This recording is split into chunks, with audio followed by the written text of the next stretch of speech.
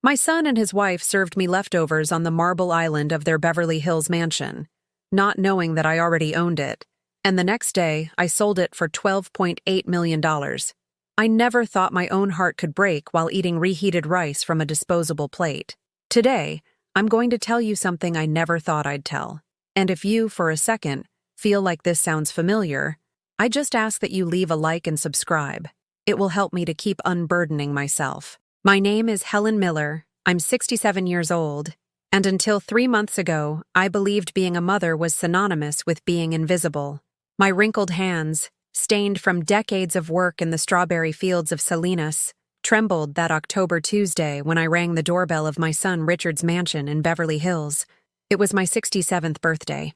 The electronic gate opened slowly, as if hesitant to welcome me. The house rose imposingly before me, 3 stories of travertine marble, enormous windows reflecting the Californian sun, and a perfectly manicured garden that looked like something out of a magazine.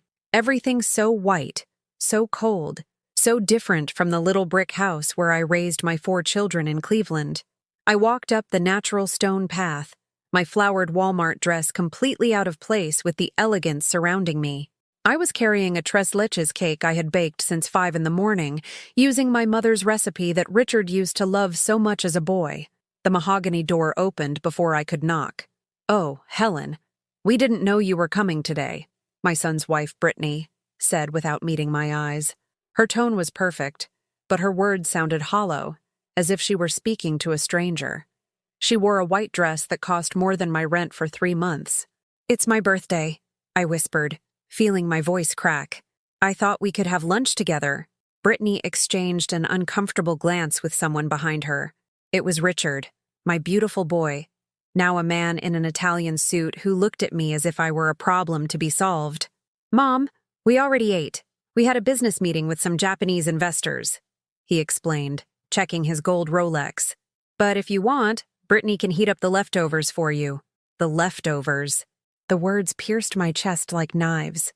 I, who sold my gold wedding earrings to pay for his tuition at UCLA. I, who worked 16-hour days at the packing plants so he would never know hunger.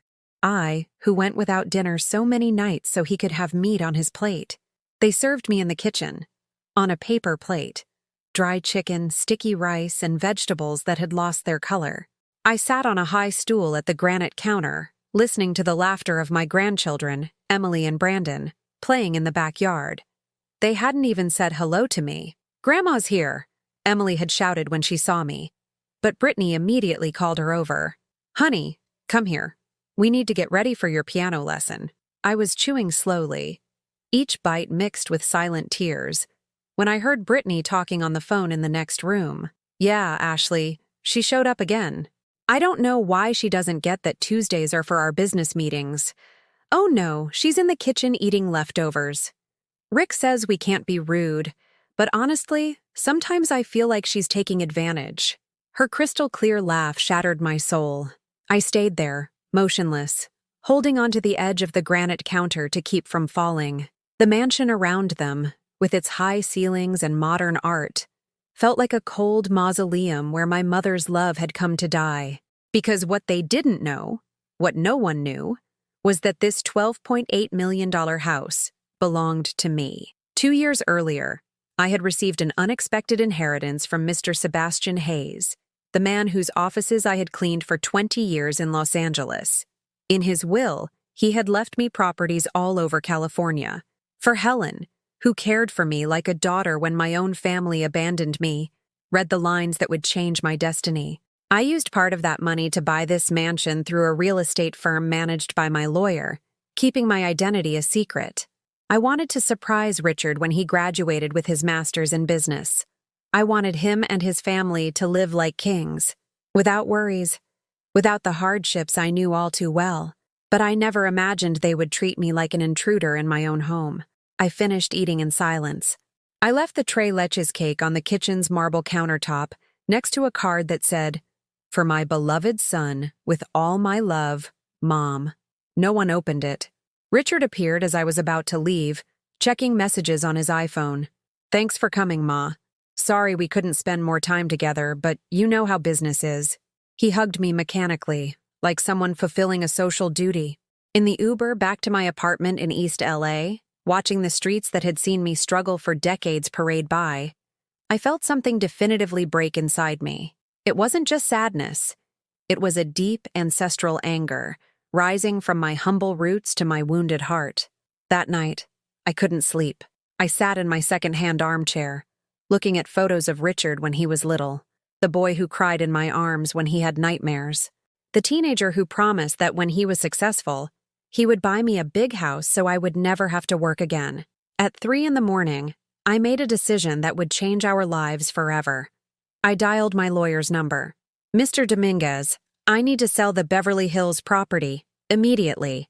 The lawyer's voice sounded surprised on the other end of the line.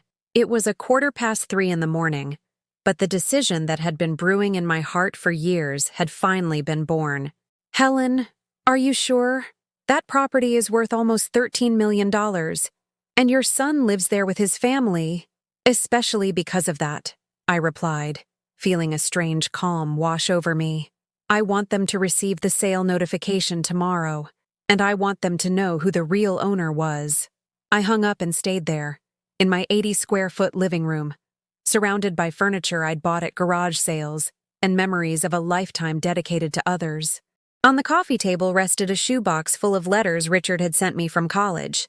I opened them one by one, reading the promises I once believed were eternal. "Dearest Mom, thank you for the $500 wire. I promise that when I graduate, you'll never have to work so hard again. You're going to live like a queen. Ma, I need another $1,000 for this semester's books. I know it's a lot, but think of it as an investment in our future. Mom, can you lend me another $2,000? Brittany and I want to go to Italy for our honeymoon.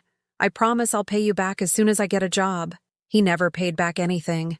Not money, not respect, not even a call on Mother's Day.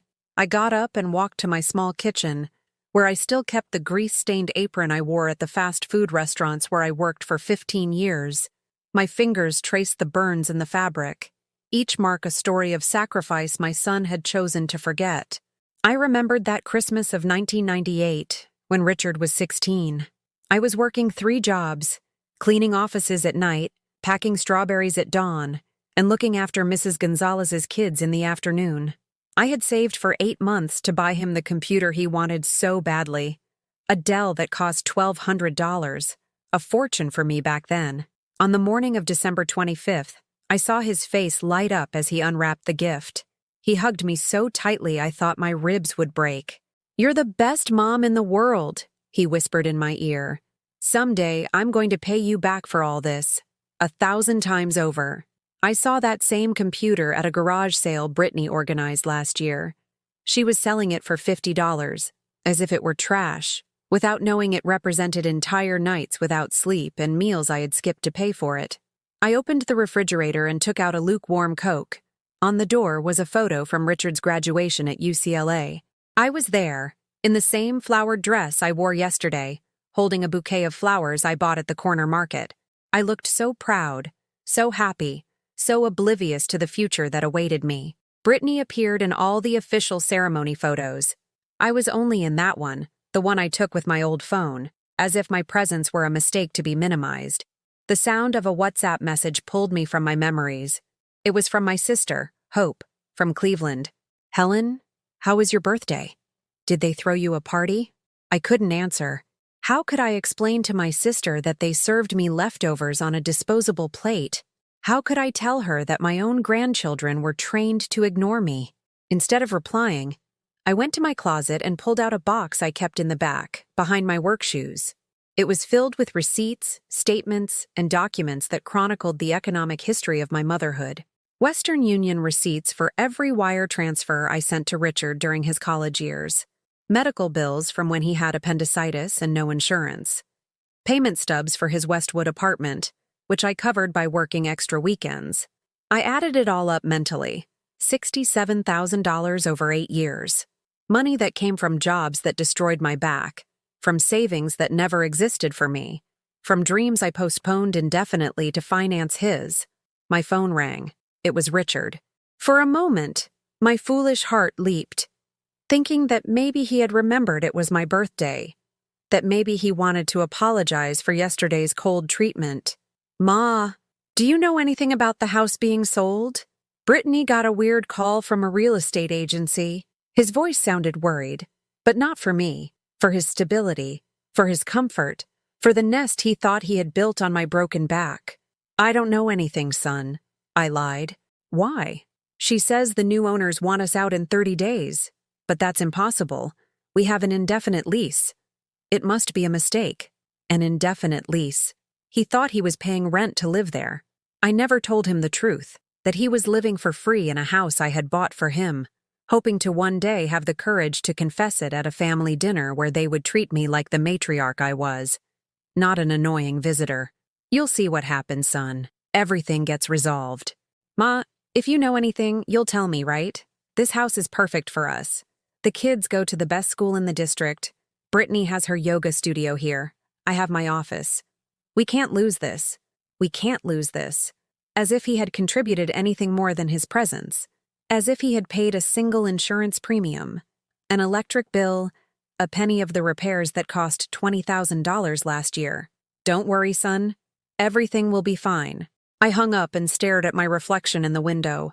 A 67-year-old woman with gray hair I couldn't afford to dye, with wrinkles that told the story of every worry he had caused me.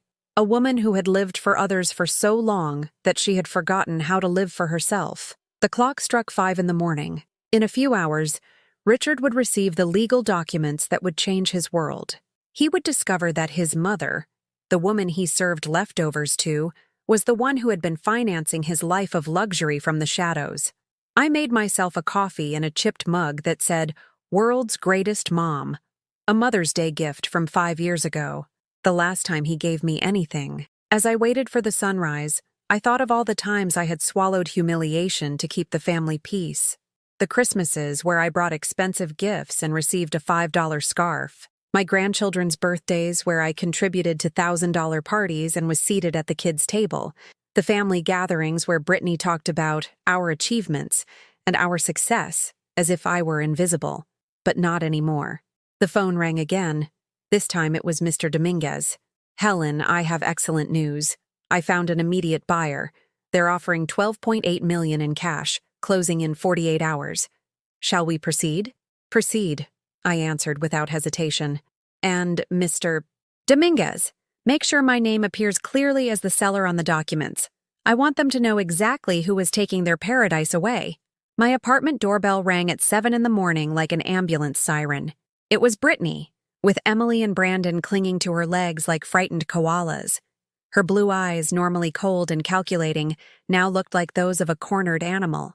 "Helen, we need to talk. Now." She was holding a manila envelope that trembled in her perfectly manicured fingers. Her blonde hair, always impeccable, was disheveled as if she had been pulling at it all night. The children looked at her, confused, not understanding why their mom was crying. "Can I come in?" she asked, but she had already pushed the door open and was inside my small living room. She looked around with barely disguised disgust. My second-hand furniture, my plants in recycled pots, my family photos in cheap plastic frames. Everything that had once been invisible to her now made her deeply uncomfortable. "Did you know about this?" She threw the papers at me like bullets. "Did you know you were the owner of our house?" The documents scattered across my coffee table.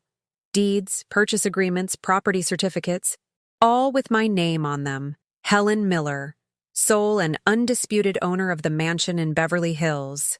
Emily, my 8-year-old granddaughter, came to me with her eyes full of tears. "Grandma, is it true we're going to be homeless? Mommy says you're kicking us out." My heart broke into 1,000 pieces. This innocent child was paying for her parents' mistakes, for the cruelty I had endured in silence for years. "No, my love," I whispered, stroking her brown hair. "No one is going to be homeless." But Brittany exploded like a bomb of fury. "Don't lie to her, we're being evicted, and it's all your fault." She pointed an accusatory finger at me that trembled with rage. "How could you do this to us? How could you deceive us for 2 years?" "Deceive you?" I repeated, feeling my voice gain a strength it hadn't had in decades. "Did I deceive you when I bought you a $12 million mansion? Did I deceive you when I paid every electric bill, every repair? Every penny of the maintenance? But you never told us it was yours. We thought we were renting it. From whom? When did you ever pay any rent? The silence that followed was deafening. Brandon, my 5-year-old grandson, had hidden behind the sofa, frightened by the shouting. Emily was still clinging to my leg, as if I were the only safe person in her crumbling world. Richard didn't even have the guts to come, I muttered, more to myself than to her. He's devastated, Brittany replied, wiping her tears with the back of her hand. He's in the car, crying like a child. He couldn't even come up. I peeked through the window and saw him, my 32-year-old son, a successful corporate lawyer, sobbing with his head on the steering wheel of his silver BMW. For a moment, maternal instinct pushed me toward the door. I wanted to go down, hug him, tell him everything would be okay as I had 1,000 times during his childhood. But then I remembered the disposable plate, the cold leftovers, their laughter while I ate, humiliated, in the kitchen of my own house. Brittany, I said, my voice now firm as steel. Sit down. Let's talk like adults. She collapsed onto my armchair, the same one where I had spent so many nights worrying about Richard, planning how to help him, dreaming of the day he would treat me like the mother I deserved to be. For 2 years, I began. You lived like kings in a house that I paid for. You never asked me who the owner was. You never questioned why you weren't paying rent. You just assumed that you somehow deserved that life. But Richard works very hard. Oh, really? I interrupted her. As hard as I worked cleaning offices all night to pay for his college? As hard as I worked packing strawberries with bleeding hands so he would never know hunger? I pulled out the photos I had been looking at all night from a drawer. Photos of my hands, deformed by arthritis after decades of manual labor. Photos of the honor roll certificates Richard had received in school, while I worked 3 jobs to pay for his supplies. Photos of his graduation, where I appeared in a corner, like an awkward extra in the movie of his success. Look at this, I said, showing her a photo of Richard when he was 12. We were at a public park, sharing a $1 ice cream because I couldn't afford to buy one for each of us. That day, he promised me that when he grew up he would take care of me, that I would never have to struggle again. Brittany looked at the photo with tear-filled eyes. Helen, I didn't know. You didn't know what? My voice broke. You didn't know that yesterday was my birthday and you gave me leftovers on a paper plate? You didn't know that I haven't received a hug from my own grandchildren in 3 years because you pull them away from me every time I arrive? You didn't know that your husband, my son, speaks to me as if I were a maid in my own house? Emily had stood very still, listening to every word. Her big eyes looked at me with an understanding that went beyond her years. Grandma, she whispered, is that why Mommy always says we can't go to your house because it's too ugly? The silence that followed was like a dagger to the heart. Brittany turned red as a tomato, trapped by her own cruelty. Emily, go play with Brandon outside, she ordered her daughter in a trembling voice. But Emily didn't move. She came closer to me and hugged me with a force that reminded me why I had fought so hard all these years. I do want to go to your house, Grandma, and I want you to come to mine. The tears I had been holding back finally flowed like a river, not of sadness, but of a strange emotion I hadn't felt in years. Hope. Brittany, I said, drying my eyes. Richard and you have 48 hours to get your things out of the house. The new owners take possession on Friday. And what are we going to do? Where are we going to live? The kids go to school there. They have their friends. You're going to do the same thing I did for 40 years. You'll manage. You'll find an apartment you can afford on your real salary, not on my sacrifices. You'll learn to live within your means. But the children will be fine. They will learn that love isn't bought with luxuries, that a family isn't built with mansions but with respect and gratitude. My phone rang. It was Mr. Dominguez. Helen, the buyer wants to close tomorrow. He's offering 13. $2 million if we speed up the process. Do you agree? I completely agree, I replied, looking directly into Brittany's eyes. When I hung up, she was staring at me as if I were a monster. 13 million? You're going to make 13 million from this sale? Yes. And do you know what I'm going to do with that money? She waited for my answer, probably thinking I would offer her a share. that all this drama had been an act to get attention. I'm going to move to San Miguel de Allende. I'm going to buy a house with a garden. I'm going to get dogs. I'm going to learn to paint. I'm going to do everything I could never do because I was too busy financing other people's lives. And us? You are going to learn to appreciate what you have. And if one day, when Richard matures and realizes the damage he's done to me, you want to find me for a sincere apology, we'll see. Brittany got up with the children, defeated. At the door, Emily let go of her mother's hand and ran to me. I love you, Grandma, she whispered in my ear. And when I grow up, I'm going to take better care of you than Daddy does. Those words filled me with a peace I hadn't felt in decades. Maybe I had lost a son, but I had gained something more valuable, my dignity. That night, my phone didn't stop ringing. First, it was my niece, Letitia, from San Diego. Aunt Helen, Richard called me crying. He says you've gone crazy, that you took the house from them out of spite. What's going on? Then my friend Michael, Richard's godfather. Helen, the boy called me. He's desperate. He says he doesn't know why you're doing this to him. Don't you think you're being too harsh? Then my sister, Hope, from Cleveland, her voice breaking. Helen, the whole family is talking. They say Richard is taking out loans to rent another house. His wife is in therapy for her nerves. Can't you really forgive him? Every call was like a slap in the face. My own family, who had never questioned why I worked like an animal to support an ungrateful son, was now pointing at me as the villain of the story. You know what? I answered all of them with the same sentence. Ask Richard if he knows when my birthday is. If he knows, then we'll talk. None of them called me back. At 11 at night, when I had already decided to turn off my phone, the message that hurt the most arrived. It was from my cousin Rose, who had been like an older sister to me my whole life. Helen, I know you're hurting, but the children are not to blame. Emily wrote to me on Facebook. She says she's very sad because she can't go to the ballet classes she loves so much anymore. Brandon cries because he doesn't understand why they're changing schools. Is your pride really worth more than your grandchildren's happiness? That broke me. I sat on the edge of my bed and cried like I hadn't cried in years. Not from regret, but from rage. Rage because no one, absolutely no one, had cared about my happiness for decades. No one had questioned if I was sad when I ate alone on Christmas while Richard went on vacation without inviting me. No one had asked if I cried when my own grandchildren ignored me on their parents' orders. But now that I had said enough, the whole family turned into Richard's defense attorneys. On Thursday morning, 2 days before the sale closed, Richard showed up at my door, alone. Without Brittany, without the kids, without the BMW. He had come in an Uber, wearing a wrinkled t-shirt and jeans, as if he were the boy I once knew again. His eyes were swollen from crying so much. His hair, always perfectly coiffed, was disheveled and greasy. He looked like he hadn't slept in days. Ma, he said in a hoarse voice. We need to talk. I let him in, but I didn't offer him coffee or ask if he was hungry. Those days were over forever. He sat on my armchair like a scolded child, with his hands between his knees and his gaze fixed on the floor. I didn't know you had bought the house, he began.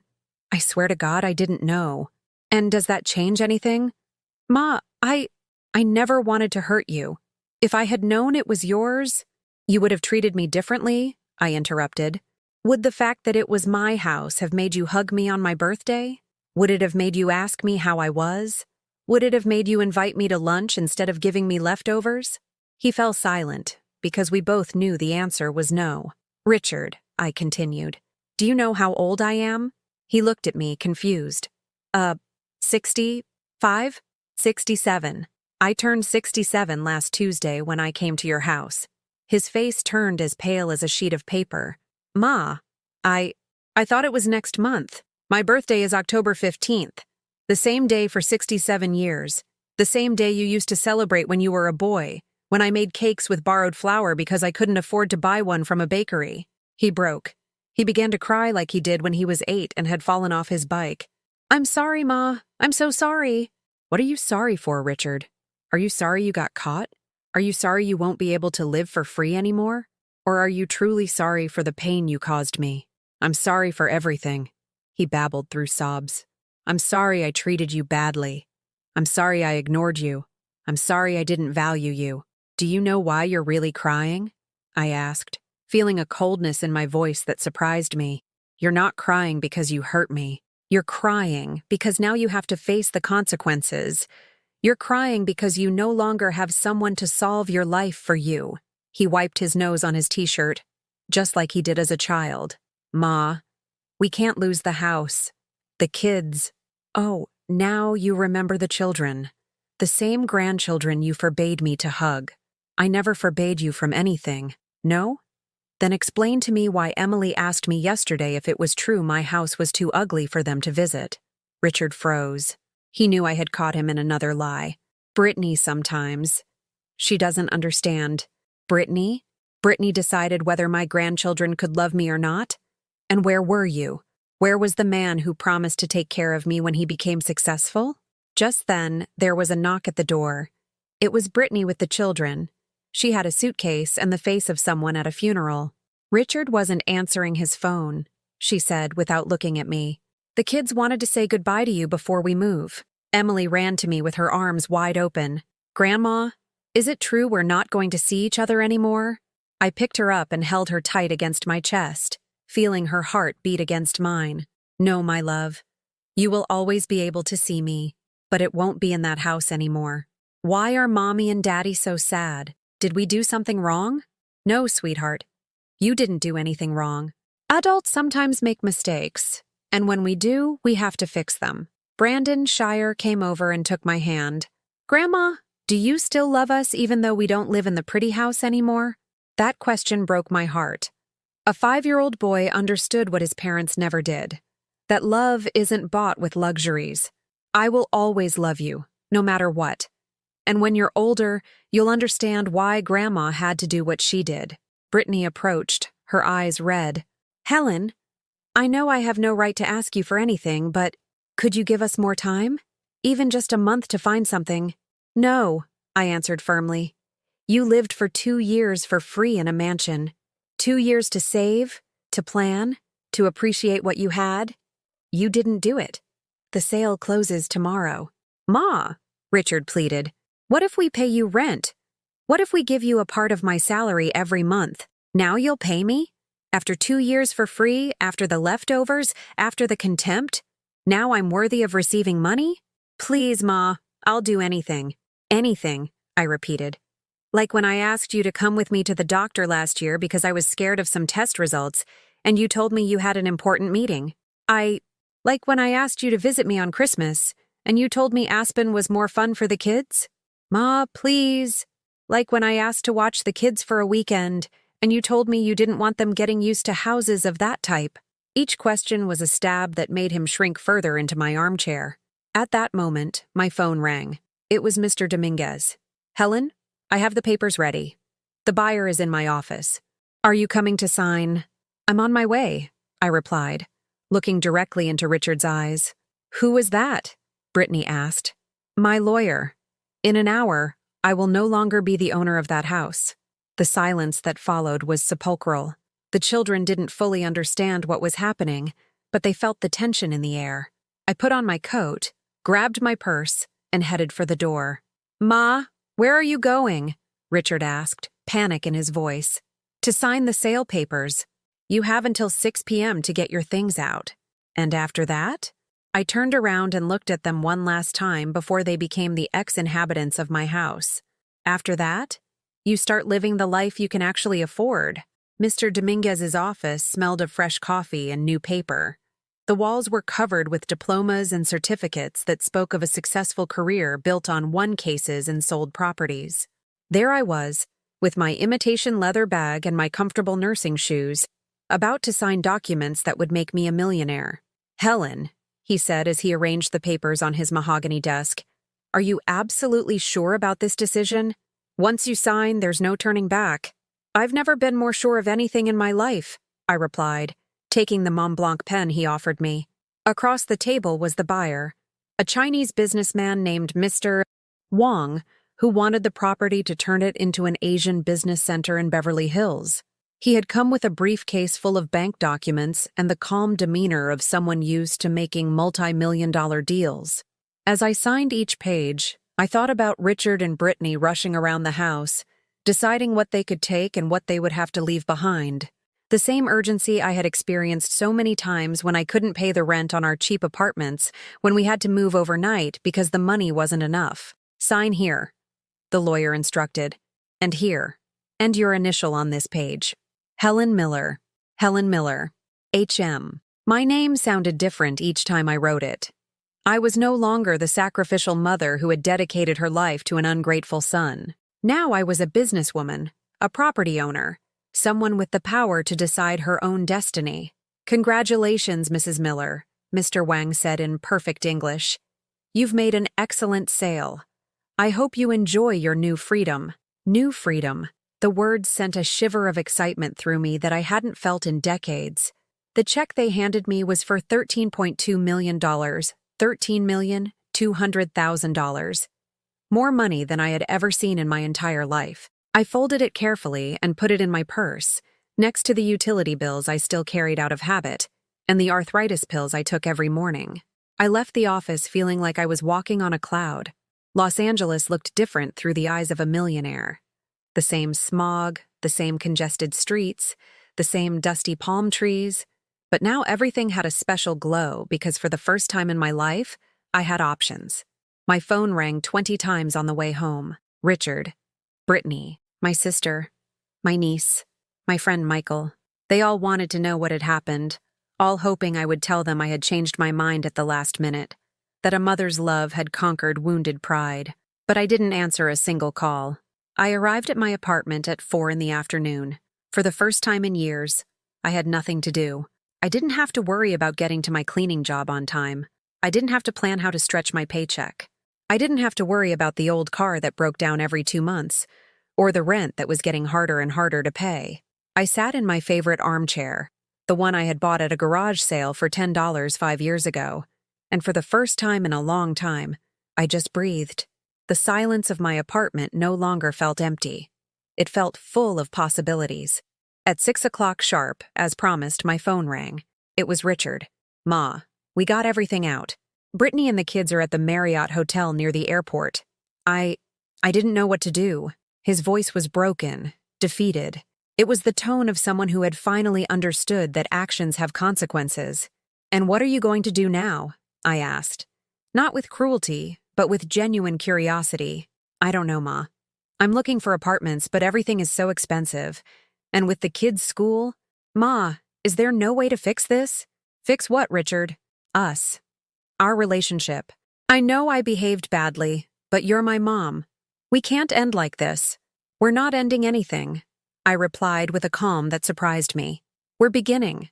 You're going to start appreciating what you have to earn with your own work. And I'm going to start living for myself. What does that mean? It means that tomorrow I'm quitting my cleaning job. It means I'm leaving Los Angeles. It means I'm going to see places I always wanted to see but never could because I was too busy paying for your life. You're leaving? Where are you going? To San Miguel de Allende. I'm going to buy a house with a garden. I'm going to have a dog. I'm going to learn to paint watercolors. I'm going to do all the things I put off for 40 years. And us? What about the children? The children will be fine. You will learn to be a real family, without luxuries you haven't earned, without lies about who pays the bills. Ma, please, give me a chance to show you I can change. Richard, I said, feeling my heart harden like steel. You had 32 years to show me you loved me. I don't need any more time to know who you really are. I hung up the phone and turned it off. That night, for the first time in decades, I slept a full 8 hours. Without waking up at 3 in the morning worrying about money. Without dreaming of family emergencies that I would have to solve. Without thinking about how to make others happy while I settled for the crumbs of my own life. The next day, a sunny Friday in October, I did something I had never done in my adult life. I stayed in my pajamas until 11 in the morning. Not because I was sick, not because I had no responsibilities, simply because I could. I had huevos rancheros for breakfast with real Colombian coffee, not the cheap instant stuff I had been drinking for years to save money. I bought fresh flowers at the corner market, yellow chrysanthemums that filled my small living room with color and fragrance. Then I went to the bank. Good morning, Mrs. Miller. The manager greeted me, a young woman in a blue suit who reviewed my papers with ever-widening eyes. I see you want to deposit a check for $13,200,000. Is this correct? Completely correct. They treated me like a queen. They offered me coffee, sat me in a private office, explained investment options I didn't even know existed. For the first time in my life, someone spoke to me with respect purely because I had money. But the strangest thing was that I no longer cared about others' opinions. That afternoon, I called a travel agency. I want to go to San Miguel de Allende, I told the agent. First class. The best hotel you have. For a month. For when, ma'am? For tomorrow. While packing my suitcase with the few things that truly mattered to me, I found an old photo of Richard when he was 5. We were at Santa Monica Beach, building sandcastles with my hands and a red plastic bucket. He was hugging me and smiling as if I were the most important thing in the world. For a moment, my heart softened. I thought about calling him, telling him we could try again, that maybe I had been too harsh.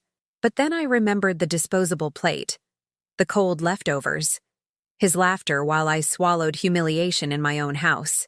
I put the photo in the bottom of my suitcase, not to remember the boy he was, but to remember the mother I had been. A mother who had given everything and received crumbs.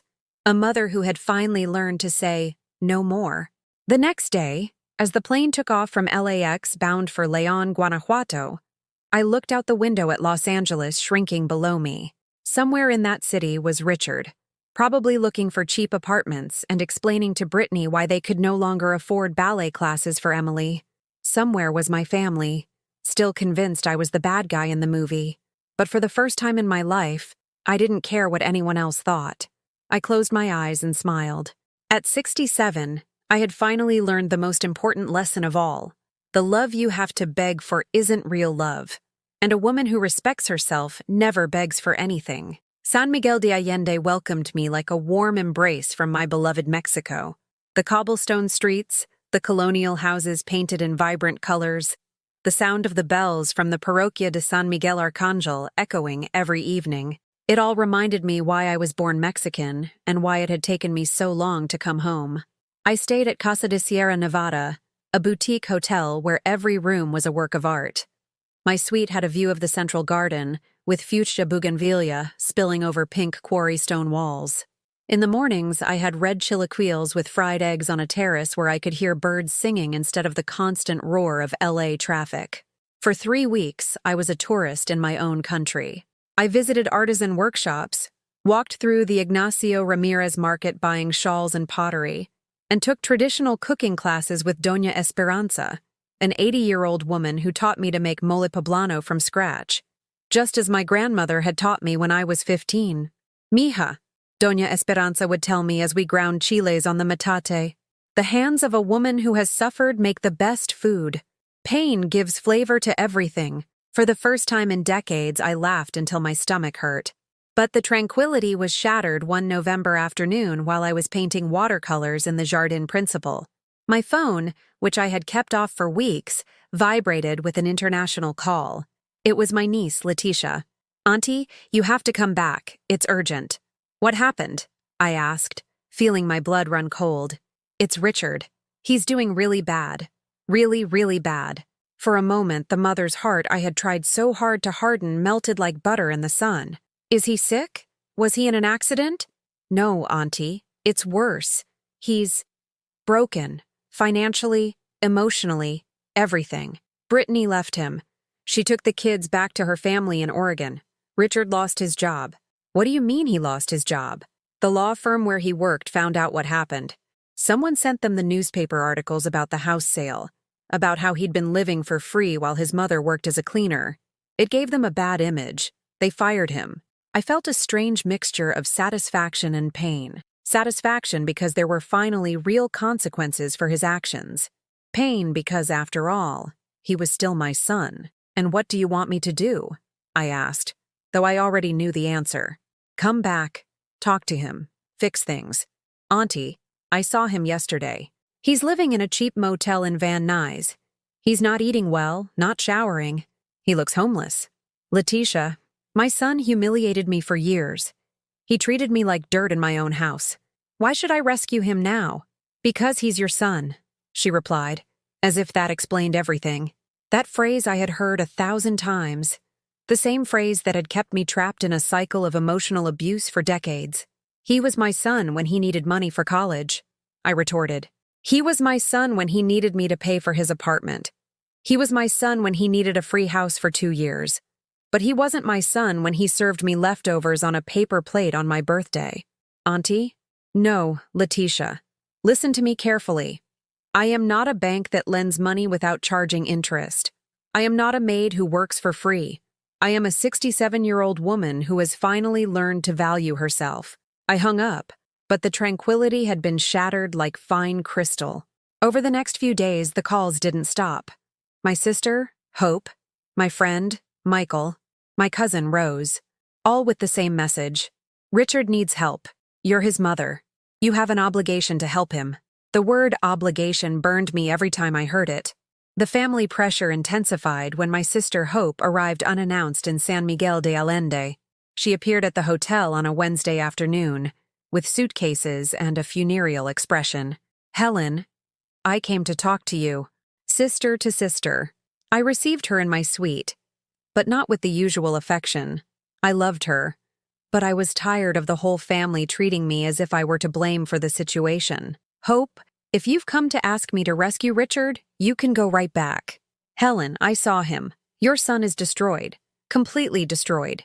He lives in a room that stinks of damp, eats nothing but junk food, cries like a little boy. He says he wants to die. And where was he when I was crying? When I worked 3 jobs to support him, when I ate beans all week so he could have meat on his plate. But you're his mom, Helen. Moms forgive. Moms don't abandon their children. You know what, Hope?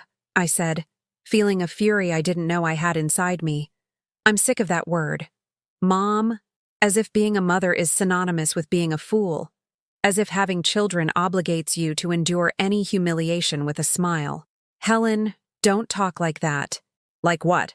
With the truth? Richard is 32 years old. He's a grown man, with a college education, with professional experience. If he's living in a motel, it's because his decisions led him there. Not because I'm a bad mother, but you have $13 million, which I earned by working like a dog for 40 years, which I inherited for being loyal and kind to Mr. Hayes when his own family abandoned him. That money is mine, not Richard's. Hope was quiet for a moment, processing my words. You know what hurts the most? I continued, feeling tears threatening to fall. It doesn't hurt me that Richard is doing poorly. It hurts that the whole family shows up now to ask me to help him, but none of you showed up when I needed help. None of you questioned why I worked like crazy to support an ungrateful son. None of you asked me if I was okay when he ignored me at Christmas. Helen, none of you wondered why a 67-year-old woman had to work as a cleaner while her lawyer son lived in a mansion. But now that he's down, everyone comes to me to be the savior. It's just that you were always the strong one in the family. The strong one?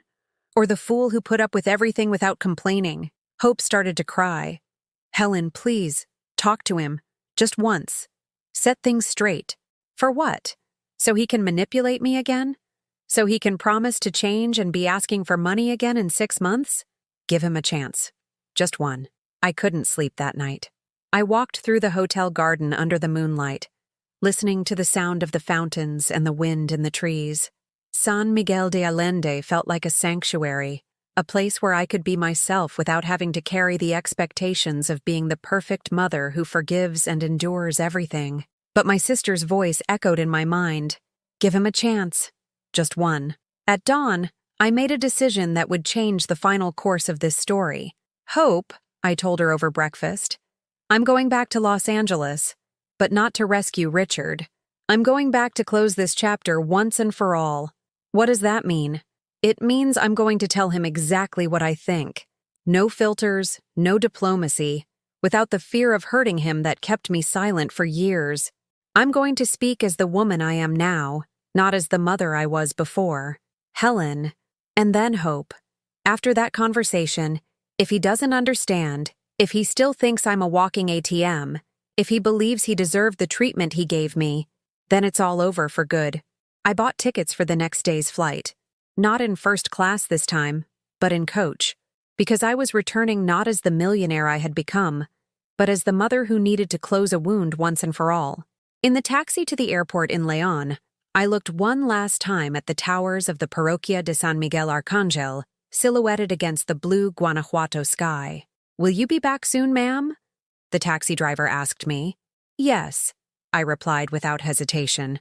"But first, I have to finish something I should have finished a long time ago." The motel in Van Nuys looked like something out of a nightmare. Peeling walls, a parking lot full of rusty cars, and a damp smell that seeped into your bones. It was the kind of place I had lived in when Richard was little, and I was working minimum-wage jobs, struggling to give him something better. The irony hit me like a slap in the face. My son had ended up exactly where I had started. I knocked on the door of room 18 with firm knuckles. The footsteps I heard on the other side were slow, shuffling like an old man's. When he opened the door, I almost didn't recognize him. Richard had lost at least 30 pounds. His hair, once always perfectly styled, was greasy and matted. He was wearing a stained t-shirt he probably hadn't taken off in days. His eyes, which once shone with ambition and arrogance, were now sunken and surrounded by purple circles. "Ma," he whispered, as if seeing a ghost. "Hello, Richard."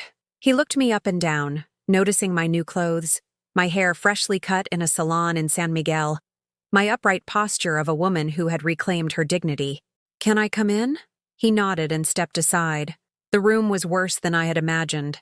A single bed with dirty sheets, an old TV that didn't even work, and piles of half-eaten fast food on the only table.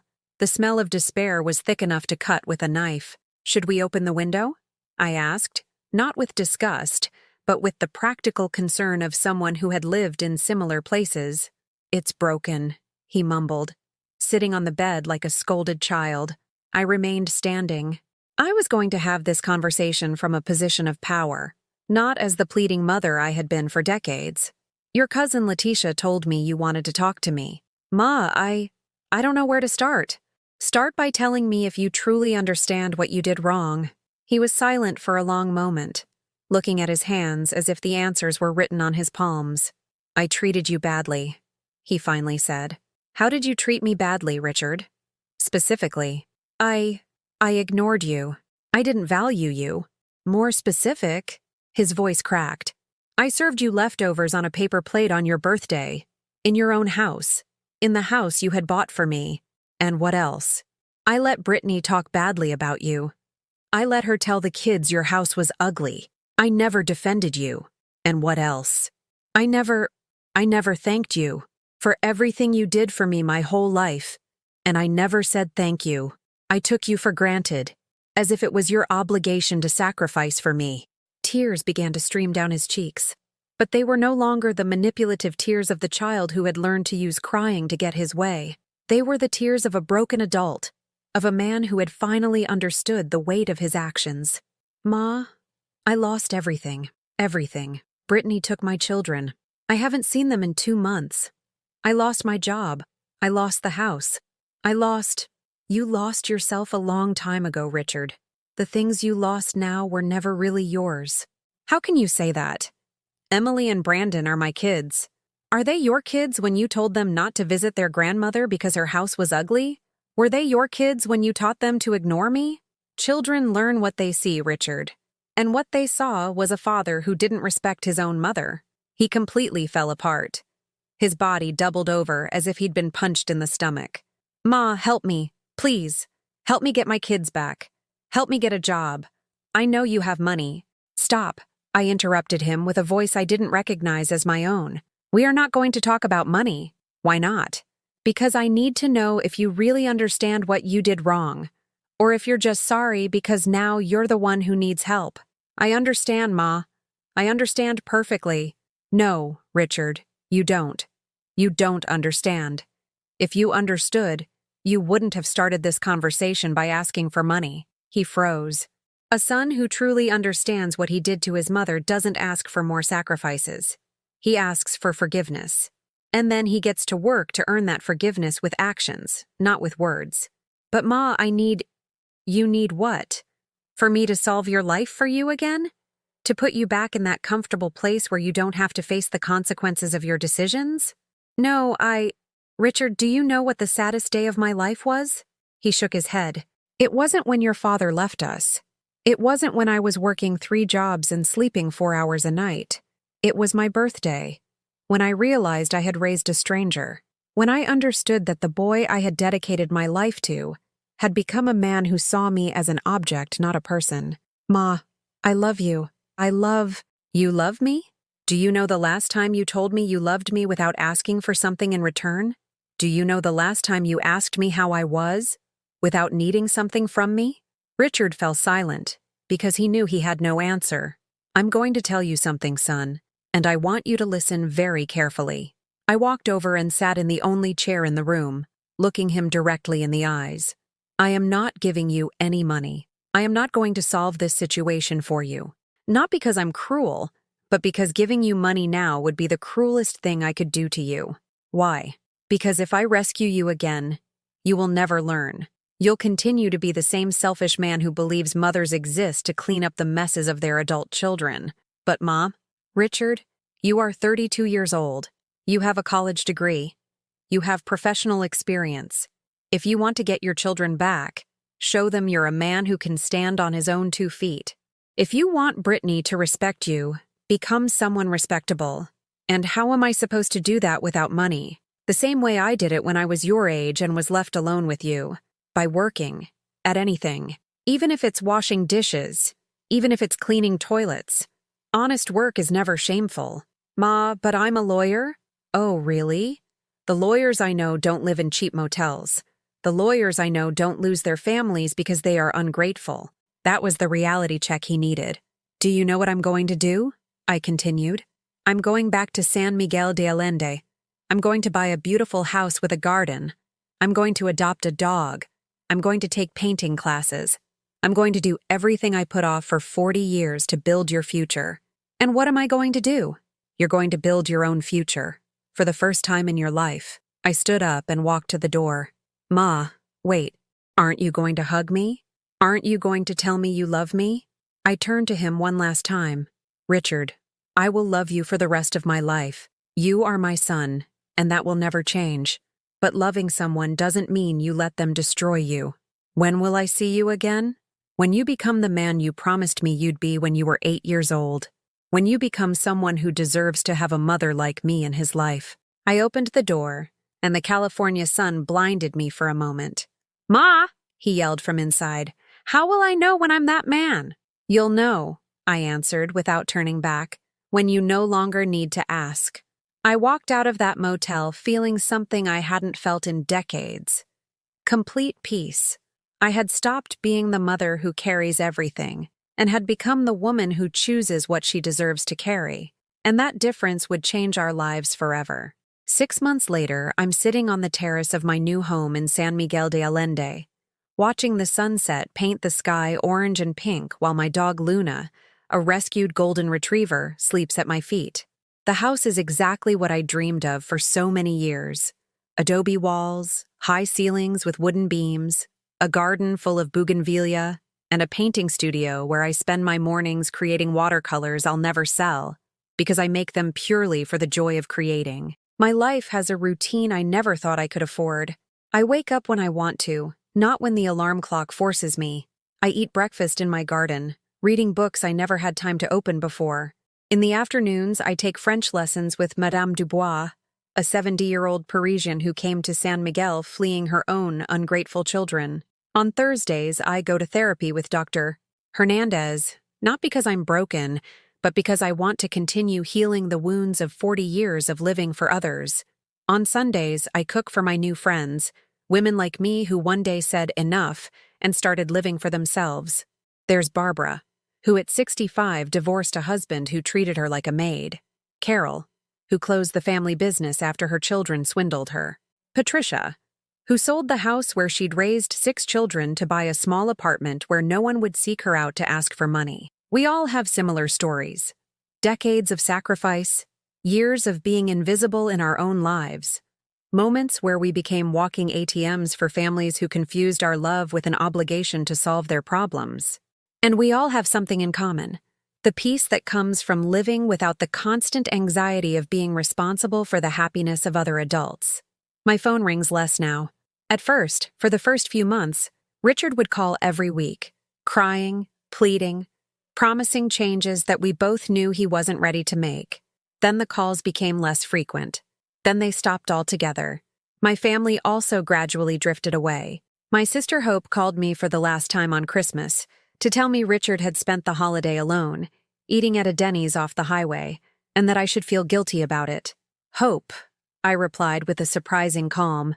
Richard is a grown man facing the consequences of his decisions, and I am a grown woman enjoying the rewards of mine. She never called me back, but 3 weeks ago, something changed. It was a Tuesday morning when a package arrived via DHL. It came from Los Angeles, with no return address, just mine written in a handwriting I recognized immediately. Inside was a letter, a photo, and an object that made me cry before I fully understood what it meant. The letter said, "Ma, I don't expect you to reply. I don't expect you to forgive me yet. I just hope you know that I finally understand what you tried to teach me in that motel. I've been working as a janitor in an office building for 4 months. I work at night, cleaning bathrooms and emptying trash cans. Exactly the kind of work you did when I was a kid so I could have a better life. Every night, when I clean the toilets and mop the floors, I think of you. I think about how you did this same job for years, coming home with chapped hands and an aching back, just so I could have clean clothes for school. And now I understand something I didn't understand before. You didn't have to do that. You could have found a husband to take care of you. You could have given me up for adoption when things got tough. You could have chosen 1,000 easier paths. But you chose the hard path because you loved me. And I, instead of honoring that sacrifice, trampled on it as if it were my right. Ma, I'm learning to cook. Real food, not microwave burgers. I'm learning to make that chili recipe you taught me when I was 12. It's still terrible, but at least it doesn't burn anymore. Brittany and the kids are still in Oregon. She says she's willing to try again, but only if I prove I've really changed. The kids write me letters. Emily sent me a drawing of you, me, and her holding hands. In the drawing, you have a crown because she says grandmas are queens. I'm not asking you for money. I'm not asking you to solve my life. I'm just asking you to know that your son is finally growing up. With the love and respect I should have always given you, Richard P.S. I'm sending you the Dell computer you bought me for Christmas when I was 16. I rescued it from a pawn shop where Brittany had sold it. I fixed it up myself. I wanted you to have it back because now I understand it wasn't just a computer. It was love turned into sacrifice. The photo was of him at his janitor job. He was wearing a navy blue uniform. His face was tired but clean, and something in his eyes looked different. He looked like a man, not the spoiled child he had been his whole life. And the computer. That old Dell I had bought with money I saved by skipping meals for 8 months. I opened it, and it still worked. On the desktop was a folder labeled "For Ma," full of pictures from when he was a boy, photos he had scanned and digitally restored. Pictures of us at the park, building sandcastles, celebrating his birthdays with homemade cakes. In every photo, I looked so young, so full of hope, so convinced I was investing in a future where my sacrifice would be worthwhile. And maybe it had been worthwhile, just not in the way I expected. I didn't cry from sadness. I cried from something I didn't know existed. Maternal pride mixed with self-respect. Pride that my son was finally learning to be a man, and respect for myself for having had the strength to teach him that lesson in the hardest way possible. That night, I called Dr. Hernandez. "Doctor, I think I'm ready for the next step." "What's the next step, Helen?" "I think I'm ready to forgive, not because he deserves it yet, but because I deserve the peace that comes with forgiveness." "And what does that mean?" "It means I'm going to write back to him. I'm going to tell him I'm proud that he's working, that I'm proud he's learning to cook, that I'm proud he's finally understanding what it means to be a man. And after that? After that? Nothing. I'm not going to run to his rescue. I'm not going to move back to Los Angeles. I'm not going back to being the mother who solves everything, but I can be the mother who acknowledges when her son is truly growing up." 2 days later, I sent him a letter. "Richard, I received your package. I am proud of you for the first time in many years. Not for the job you have, but for the attitude with which you are doing it. Keep it up. Respect is earned with actions, not with words. My home in San Miguel will always be open for the man you are becoming, but never again for the spoiled child you used to be.